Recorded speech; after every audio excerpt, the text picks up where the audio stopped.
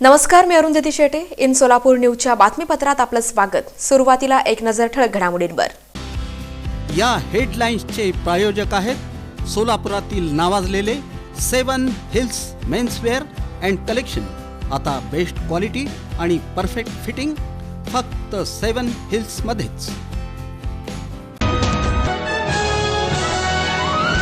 विधानसभा निवडणुकीसाठी बुधवारी मतदार राजा कोणाचं भवितव्य घडवणार आणि कोणाचं बिघडवणार याबाबत सर्वत्र वाढली चांगलीच उत्सुकता.